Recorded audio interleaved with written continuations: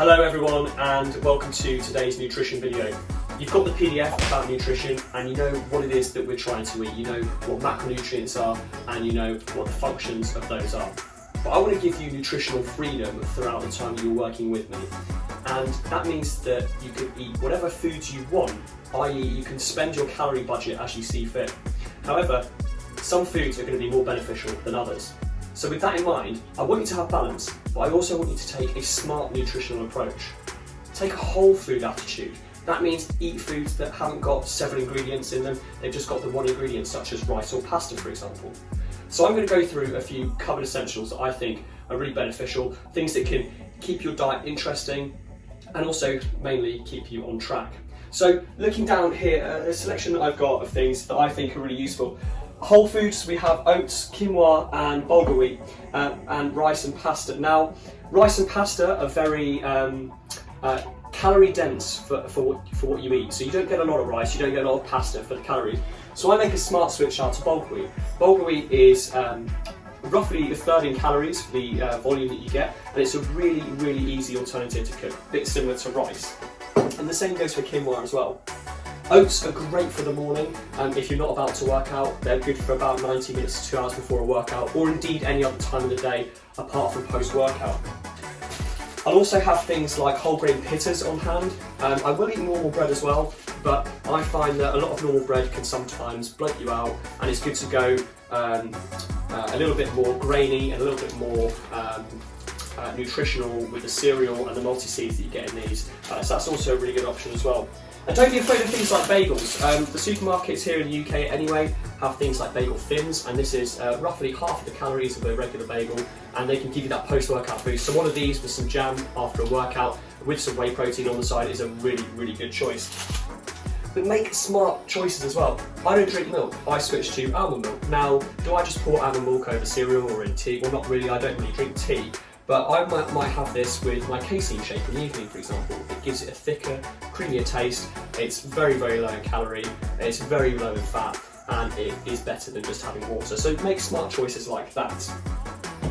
I'll also do things like using sweetener. Sweetener, this costs £1 from the supermarket, and then you can use this in things like your protein shakes or your casein desserts as well. So if you've got a sweet tooth and you've got a bit of a craving, use something like this. Don't go overboard, because these things do have laxative effects, but what's important is that you kill the cravings when you need to. I'm also not against you drinking things like 0-calorie sodas and Pepsis, Cokes, etc. as long as they're the 0-calorie, 0-sugar versions as well. These are tools we can use to satiate ourselves and make sure that we stay on track with our goals. On the smart switches as well,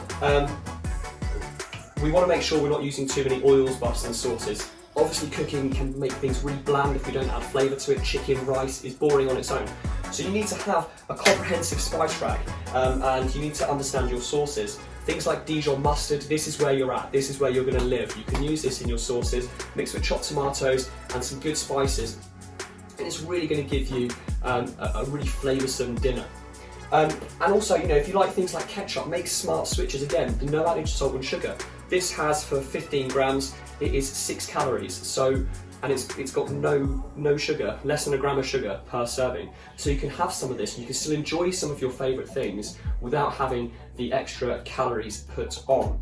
So just a few switches there and a few things that I recommend you have. Going forward on this time we're working together, I'll maybe put some recipes together and I'll show you some things that you can do to have 500, 400 calorie dinners that are really full, really voluminous, and just overall help you. So you have nutritional freedom. If you want to have that bagel with, a low calorie cheese or a jam, you can have it, but you need to be aware that fats aren't all the same. You're going to want to have healthier fats, you're going to want to have the avocados, you're going to want to have the salmon, the oil, extra virgin olive oil, etc. But you can spend the calories as you see fit. I will be monitoring your nutrition as we go forward, and I will make suggestions of things that you should change out as we go forward. If your progression is good, I'll keep them in, and if we're starting to stall, I'll recommend that we sub out some foods. And make sure you're tracking your food as well. Be honest and track everything you eat. Pay attention to the labels on the packaging as well, and then make sure it is reflected in MyFitnessPal. So do check out the nutritional PDF and make sure you understand what the macronutrients purposes are and the differences between different types of carbohydrates, different proteins and different fats as well. If you do have any questions about this, or you want me to go into anything a little bit deeper, let me know and then we can go forward with that. One final tip before I leave you: clear out your cupboards. So what do I mean by that? Go into your cupboards and find anything that might derail your progress. You might have food stocked in the back, the chocolate biscuits or crisps or anything else that might just tempt you on a Saturday evening, for example. Just take them away, get them out of the house, give them away to a friend or family member, and then that way you'll be less tempted to have some of these treats. And then you can utilise things like these sweeteners, like the protein puddings I'm going to talk to you about, and jam on bagels, low calorie jam that is, on bagels, and then you can satisfy that sweet tooth and you can go ahead with carrying on to your goals. So that's it for today. Check out the nutritional PDF and I'll be in touch.